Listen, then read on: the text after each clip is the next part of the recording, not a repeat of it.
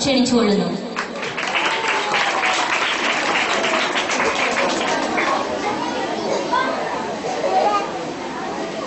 സ്നേഹമുള്ള സെർഫീനയുടെ പാട്ട് കേട്ടപ്പോ അറബി അധ്യാപകനായ വിനീതനായ ഞാൻ പഠിപ്പിച്ചതാണെന്ന് ആരും വിചാരിക്കണ്ട.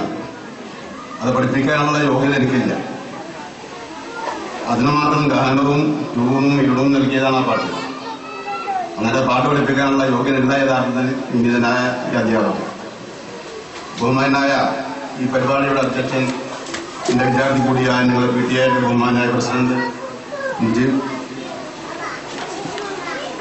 റാങ്ങാവ് പഞ്ചായത്ത് വിദ്യാഭ്യാസ സ്റ്റാൻഡിംഗ് കമ്മിറ്റിയുടെ ബഹുമാനിയായ അധ്യക്ഷ ചെയർപേഴ്സൺ സുജാത മാളിയേക്കൽ, ബഹുമാനായ സ്കൂളിലെ മാനേജർ വിരുത്തി, മെമ്പർമാരായ ഖാലിദ്,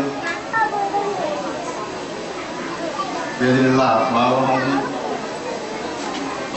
പേര് മീഡിയൻകുട്ടി, വേലായുധനേട്ടൻ, HM, ബഹുമാനിയായ എന്റെ സഹപ്രവർത്തകയും പഞ്ചായത്ത് ബോർഡിന്റെ മുൻ പ്രസിഡന്റും ഇപ്പോൾ മെമ്പറുമായ ലിബിസ ടീച്ചർ, ബഹുമാനായ HM, നല്ലവരായ സഹപ്രവർത്തകന്മാരെ, ഉമ്മമാരെ, വിദ്യാർത്ഥികളെ, മറ്റ് സഹോദരി സഹോദരന്മാരെ,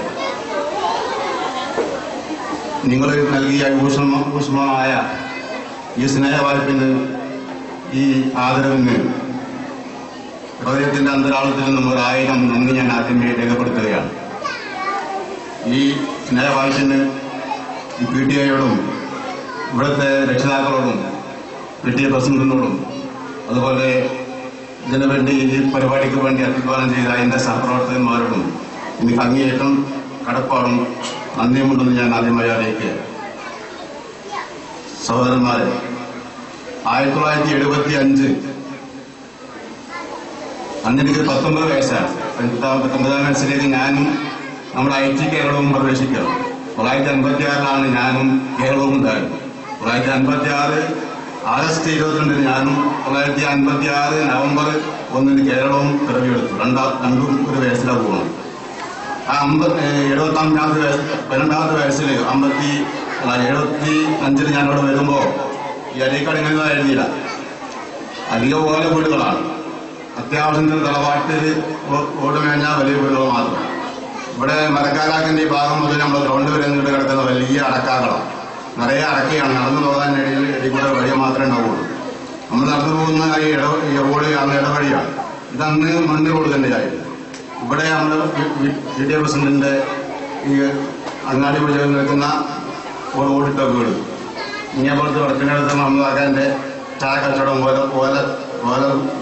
ഓല പീടികയും അതായിരുന്നു അരീക്കാടിന്റെ സ്വഭാവം. ഇന്നത്തെ അവസ്ഥ സാമ്പത്തികമായി സാമൂഹികമായി എല്ലാ നാടൊക്കെ വളർന്നപ്പോ നമ്മുടെ അരീക്കാടും കൂടെ വളർന്നു.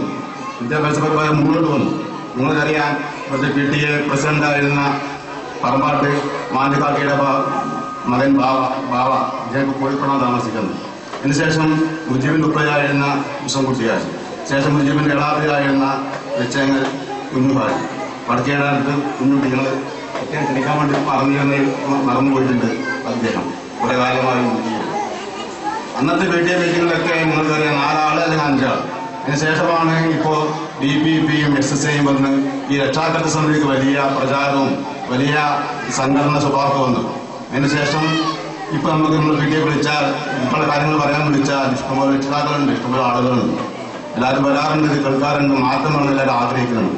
അന്ന് നിങ്ങൾക്കറിയാം, ഈ സമൂഹം പ്രത്യേകിച്ച് മുസ്ലിം സമുദായം ഈ 921 മാർപ്പിള കലാപം ഉണ്ടായതിനു ശേഷം ഇംഗ്ലീഷുകാരോടുള്ള അങ്ങേയറ്റത്തെ പക കാരണം ഇംഗ്ലീഷ് വിദ്യാഭ്യാസം ചെയ്യുന്നത് മാറി നിൽക്കുകയായിരുന്നു. ഇംഗ്ലീഷ് അവർക്ക് നരകത്തിന്റെ ഭാഷയായിട്ടാണ് മുസ്ലിങ്ങൾ കണ്ടിരുന്നത്. അതുപോലെ തന്നെ ഈ എഴുത്തും വായനയും അവർക്ക് മതപരമായി തന്നെ നല്ല പുണ്യമായ കാര്യത്തിൽ കണക്കാക്കിയിരുന്നത്.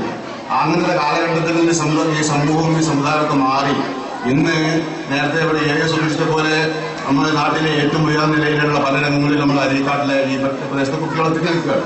ഇനിയും അവർക്ക് ഒരുപാട് സോഴ്സുകളുണ്ട്. ഇനിയും ആ ഭാഗത്ത് നമുക്ക് ഒരുപാട് ചെയ്യാറുണ്ട്. ഞാൻ സ്കൂളിൽ വന്ന സമയത്ത് ഏകദേശം ഇവിടെ 400 കുട്ടികളുണ്ടായിരുന്നു.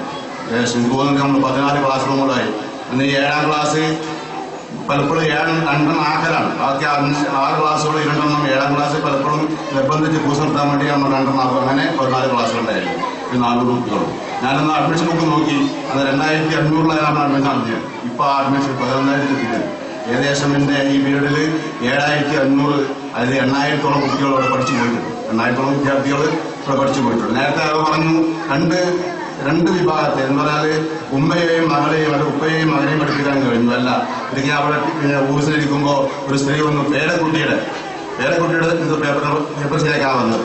അപ്പൊ ഞാൻ ചോദിക്കുന്നത് ഈ ബീവിയല്ലേ? ഞാൻ ബീവിയാണ്. അപ്പൊ ബീവിയുടെ മകളെ കുട്ടിയാണ്. അപ്പൊ ബീവിയെയും മകളെയും ആ പേരക്കുട്ടിയെയും ഞാൻ പഠിപ്പിച്ചിട്ടുണ്ട്. 3 തലമുറയെ ഒന്നായി പഠിപ്പിക്കാൻ എനിക്ക് കഴിഞ്ഞു എന്നുള്ളത് എനിക്ക് അതിയായ സന്തോഷമുണ്ട്. നമ്മുടെ നാട്ടിൽ ഒരുപാട് വിദ്യാഭ്യാസ മാറ്റങ്ങൾ ചെയ്യുന്ന അവസരങ്ങളുണ്ട്. നിങ്ങൾക്കറിയാം, ഇങ്ങനെ പോകുമ്പോൾ ഏറ്റവും കൂടുതൽ വാശിയും കൂടെ നടക്കുന്ന അസൂയാവായ മുന്നോട്ട് നടക്കുന്ന ഒരു രംഗം വിദ്യാഭ്യാസം മാത്രമാണ്. നമുക്ക് ചെയ്യാനുള്ളത് ഇനിയും ഒരുപാടുണ്ട്. നാട്ടുകാർക്കാണ് ചെയ്യാനുള്ളത്. നിങ്ങൾ അധ്യാപകരെക്കാൾ കൂടുതൽ ചെയ്യാനുള്ളത് നാട്ടുകാർക്ക്. അതിന് പൂർണ്ണമായ സഹായങ്ങളും നിങ്ങൾ അധ്യാപകർ ചെയ്തു കൊടുക്കുമ്പോൾ മാത്രമാണ് നമ്മുടെ നാട് വിദ്യാഭ്യാസപരമായി മുന്നോട്ട് പോകും. ഞാൻ വരുമ്പോൾ നമ്മുടെ സ്കൂളിലുണ്ടായിരുന്നത് അന്ന് 19 അധ്യാപകന്മാരായിരുന്നു. ഇന്ന് ആ സ്ഥലത്ത് 36 അധ്യാപകന്മാരുണ്ട്. 35 അധ്യാപകനും ഒരു അസിസ്റ്റന്റും കൂടി 36 അധ്യാപകന്മാർ. എന്റെ സർവീസ് കാലത്ത് ഞാൻ കണക്ക് നോക്കിയപ്പോൾ 13 അധ്യാപകന്മാരോട് റിട്ടയർ ചെയ്ത് പോയിട്ടുണ്ട്. ഈ കൂടുതലിരിക്കുന്ന പലരുടെയും അധ്യാപകരായിരിക്കാമാവാം, പക്ഷേ മുമ്പിലിരിക്കുന്നൊക്കെ പലപ്പോഴും പ്രായം കുറഞ്ഞവരാണ്. 1975-ലൊക്കെ ശേഷം എത്രയോ ജനിച്ച ആൾക്കാരാണ് ഇരിക്കുന്ന അധികം ആൾക്കാരുണ്ട്. മിച്ച ആൾക്കാരുണ്ടോളവർ പണിക്ക് പോയിട്ടുണ്ട്. മാഞ്ഞിടിച്ചിറ മുതൽ നാരായണ മാഷ്, കൃഷ്ണമാഷ് അങ്ങനെ തുടങ്ങിയിട്ടുള്ള 13 പേര് കൊണ്ട് റിട്ടയർ ചെയ്തു പോകും. ഏകദേശം 23 പേര് ഈ എയ്ഡഡ് സർവീസിൽ വന്നവര് സർക്കാർ സർവീസ് മാറിപ്പോയിട്ടുണ്ട്. വിദ്യാർത്ഥികൾ തന്നെ ഏതെങ്കിലും വിദ്യാർത്ഥികളുണ്ട്. ഇങ്ങനെയൊക്കെ ഈ സമൂഹത്തിൽ മാറ്റം വരുമ്പോൾ ഏറ്റവും നല്ലൊരു ജോലിയായിട്ടാണ് യഥാർത്ഥത്തിൽ ഞാനിവിടെ കണ്ടിട്ടുള്ളത്. ഇതൊക്കെ സൂചിപ്പിച്ചു. മറ്റെല്ലാ ജോലികളെയും ജനങ്ങൾ ആ ജോലിയുടെ സമയം കഴിഞ്ഞാൽ അതുകൂടി അവർ ഒഴിവാക്കും. സബ് ഇൻസ്പെക്ടർ അല്ലെങ്കിൽ പോലീസ്, DGP. ആ DGP ആ സമയത്ത് കാണുമ്പോൾ തലകുലിക്കുകയും നമ്മുടെ കാര്യം നേടിയെടുക്കുകയും ചെയ്യുന്നതല്ലാതെ അധ്യാപകൻ പോലെ സമൂഹം ബഹുമാനിക്കപ്പെടുന്ന മറ്റൊരു ജോലി ഉണ്ടെന്ന് എനിക്ക് അഭിപ്രായമില്ല. കാരണം അവൻ മനുഷ്യന്റെ മനസ്സുകളിലാണ് പ്രവർത്തിക്കുന്നത്. മനുഷ്യ മനസ്സുകളെ സമൂഹത്തിന് ഉതകുന്ന രൂപത്തിൽ മാറ്റിമറിക്കുന്ന ഏറ്റവും ഉദാത്തമായ ഉത്കൃഷ്ടമായ ഒരു ജോലിയാണ് അധ്യാപന ജോലി. ഞാൻ ഈ സമയത്ത് ഇവിടെ അറബിയക്കാരൻ കൂടിയായതുകൊണ്ട് അറബിയുടെ ഈരടി അതിനുവേണ്ടി നിങ്ങൾ മുമ്പിൽ പറയുന്ന നന്നായിരിക്കുമെന്ന് പറയാം. ഞാൻ പലപ്പോഴും ഞാൻ 7ാം ക്ലാസ്സിലെ സമയത്ത് പഠിച്ച പദ്യമായിരുന്നു.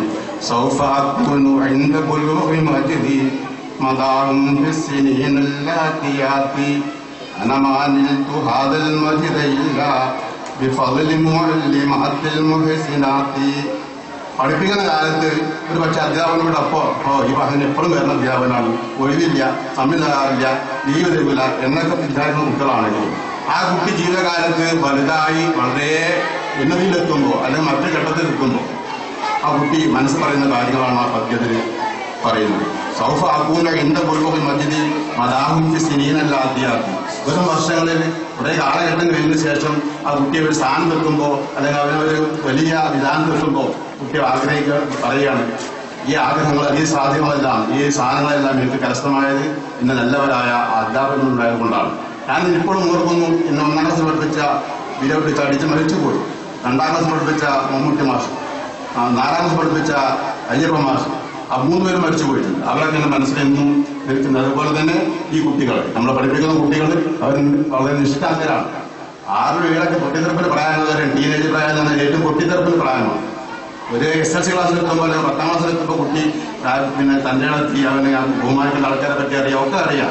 എന്നാൽ ഒരു 5ാം ക്ലാസ് മുതൽ 7ാം ക്ലാസ് വരെയുള്ള പ്രായം എന്ന് പറഞ്ഞാൽ ഏറ്റവും കൂടുതൽ ടീനേജ്, നിങ്ങൾക്കറിയാം 11, 12, 13 വയസ്സ് പറഞ്ഞാൽ ഏറ്റവും പ്രശ്നമുള്ളവരാണ്.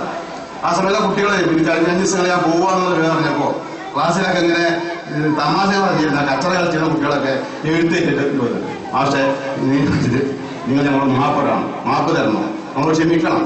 അപ്പൊ അത് നിഷ്കളങ്കരാണ്. അവർ ആ പ്രായത്തിനനുസരിച്ച് ആ പൊട്ടിത്തെറിപ്പ് അവർ കാണിക്കുന്നതേ ഉള്ളൂ.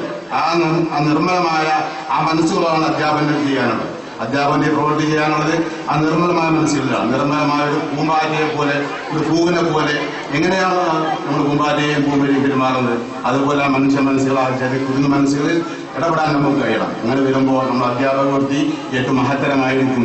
ഞാൻ എന്റെ വാക്കുകൾ നേടിക്കൊണ്ടു പോകുന്നില്ല. ഈ പരിപാടി സംഘടിപ്പിച്ച ഇതിന്റെ എല്ലാ പ്രവർത്തകന്മാർക്കും 1000 ആശംസകളും നന്ദിയും രേഖപ്പെടുത്തുകയാണ്. നിങ്ങൾ തന്ന ഉപഹാരത്തിന് 1000 ആശംസകൾ നന്ദി രേഖപ്പെടുത്തുകയാണ്. ഞാൻ വെറും കാലങ്ങളിൽ വരും കാലങ്ങളിൽ ഒരുപാട് കാര്യങ്ങൾ സൂചിപ്പിച്ചു. നിങ്ങൾക്കറിയാം, എന്റെ ദൂരത്തേക്കിനിടയിൽ 975 മുതൽ 87 മുതൽ 987 മുതൽ 2005 വർഷം വരെ ആയിരുന്നു ഇന്ന് തിരക്കേറിയ ജീവിത ചുറ്റുപാടുകൾ. അന്ന് പഞ്ചായത്ത് വൈസ് പ്രസിഡന്റ് 5 വർഷക്കാലം, 12 വർഷക്കാലം പഞ്ചായത്ത് മെമ്പർ, അതുപോലെ തന്നെ ഞാൻ വിശ്വസിക്കുന്ന രാഷ്ട്രീയ പാർട്ടിയുടെ മണ്ഡലതലത്തിലുള്ള സംഘാടകൻ. ഇങ്ങനൊക്കെ വരുമ്പോൾ പലപ്പോഴും ഞാൻ എന്റെ കുട്ടികളെ കാണാൻ കഴിയാത്ത അവസ്ഥ എനിക്ക് വന്നിരുന്നു. ഇപ്പൊ അതൊന്നുമില്ല. കുട്ടികളെ ഞാൻ രാത്രി വൈകിട്ട് 1 മണിക്ക് കുട്ടികൾ പോലീസ് സ്റ്റേഷൻ എണീക്കുള്ളൂ. അപ്പോൾ പണ്ട് ചോദിച്ചാൽ വെക്കാറുണ്ട് 6 മണി പോക്കരാക്കാൻ പറയുന്നത് കുട്ടികളെ ചോദിക്കും ബാപ്പയുടെ അവരെ കുട്ടികളെ കാണാൻ പറ്റില്ല. ഞാൻ കിടന്ന് തുടങ്ങിയിട്ടുണ്ടാവും, കുട്ടികൾ പോകുമ്പോൾ എണീച്ചിട്ടുണ്ടാവില്ല. ആ രൂപത്തിലായിരുന്നു 987 മുതൽ 2005 വരെയുള്ള തിരക്കേറിയ ജീവിതകാലം. കാരണം മെമ്പറോട് എനിക്കത് പോയി. പക്ഷെ ഒരിക്കലും ഞാൻ എന്റെ ഈ ഔദ്യോഗിക കൃത്യത്തിൽ അത് തടസ്സമുണ്ടാക്കിയിട്ടില്ല. മെമ്പർമാർ കരവലിക്കാവുന്ന രീതിയിൽ ഞാൻ കഴിയുന്ന ഒഴിവാക്കാറുണ്ട്. എങ്ങനെയെങ്കിലും ആ ജോലി രാത്രി പോയി ചെയ്യും, അല്ലെങ്കിൽ വൈകിട്ട് ചെയ്യും, അല്ലെങ്കിൽ രാവിലെ ചെയ്യും. അങ്ങനെയാണ് ഇവിടെ എല്ലാ അധ്യാപകന്മാരും വീട്ടിൽ നിന്നാണ് ഭക്ഷണം കൊണ്ടുവരും. ഞാൻ മാത്രം കൊണ്ടുവരാറില്ല. ഇത് അന്ന് ശീലമായതാണ്. അത് അന്ന കാലം വീട്ടിൽ നിന്ന് പോരണം 6 മണിക്കോ അല്ലെങ്കിൽ 5 ഞാൻ അവിടെ കുടിച്ചിറങ്ങും. അപ്പൊ ഞാൻ ഭാര്യയോട് ജോലി പോയിട്ട് ശരിയല്ല, ഞാൻ അങ്ങനെ പോകും. അങ്ങനെ പോകുന്നപ്പോൾ ഞാൻ രാത്രി തിരിച്ചെത്തി പാത്രം ഇട്ട് പോകുമ്പോൾ രാത്രി 12 മണിക്കൂർ 1 മണിക്ക് പോയി എനിക്ക് കഴിയാതെ വരും. അപ്പൊ ഞാൻ ആദ്യം എന്ത് ചെയ്യും, നമുക്കാക്കനെയും നമ്മളാക്കനെയും ആശ്രയിച്ച് ഇവിടുന്ന് ഭക്ഷണത്തിന്റെ സ്വഭാവമായി. ഞാൻ മാത്രമേ പങ്കെടുത്ത ആളുകളുള്ളൂ. പക്ഷേ ഇപ്പൊ എനിക്ക് തിരക്കൊന്നുമില്ല. ഞാൻ രാഷ്ട്രീയ പാർട്ടി കൊടുത്താലാണ് കുറച്ചൊക്കെ എന്റെ പോകുന്നുണ്ട്. പിന്നെ ബാക്കി കുടുംബവും കുട്ടികളൊക്കെ കഴിഞ്ഞ് സുഖമായി ജീവിക്കുകയാണെങ്കിൽ യാതൊരു പ്രാർത്ഥനയില്ല. ദൈവം എന്നെ ഒരിക്കലും പരീക്ഷിച്ചിട്ടില്ല, എനിക്ക് ഉറപ്പാണ്. ഈ സമയം വരെ 57 വയസ്സേ ഞാൻ ആശുപത്രി അഡ്മിറ്റ് ചെയ്യപ്പെട്ടില്ല. കാര്യമായ രോഗത്തിന് ഞാൻ ചികിത്സ ചെയ്യേണ്ടി വന്നിട്ടില്ല. പിന്നെ കുട്ടികളിലോ അതൊന്നും എനിക്ക് ആരും പ്രശ്നങ്ങൾ ഉണ്ടായിട്ടില്ല. കുട്ടികളൊക്കെ അവരുടെ ജീവിത കുട്ടി മാത്രം 10ാം ക്ലാസ് പഠിക്കുന്നുണ്ട്. അപ്പോൾ മാത്രമേ ഇപ്പോൾ പാഴുന്നുള്ളൂ. പാഴൊന്നുമില്ല, ഞാൻ ആ മഴയെ കണക്കാക്കുന്നില്ല. ദൈവം തന്ന ഒരു അനുഗ്രഹമാണെങ്കിൽ അത് ദൈവം തന്നെ അതിനുള്ള വഴി കാണിച്ചു തരും. ഇന്നും പുറത്തുണ്ട്.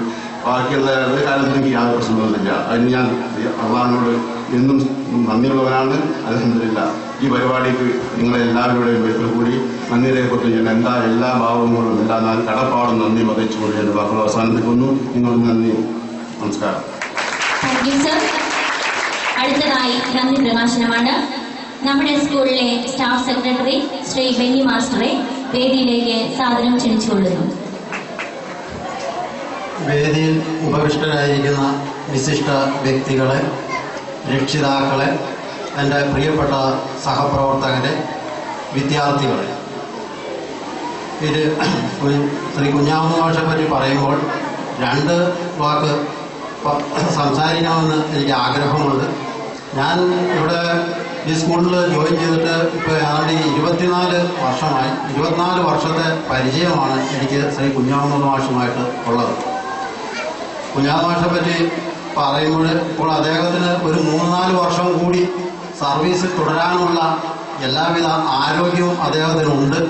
എങ്കിലും 56 വയസ്സ് എന്ന ലിഖിത നിയമം നിലനിൽക്കുന്നതിനാൽ ആ നിയമത്തിനുള്ളിൽ നിന്നുകൊണ്ട് അദ്ദേഹത്തിന് സർവീസിൽ നിന്ന് പിരിയേണ്ടി വരികയാണ്.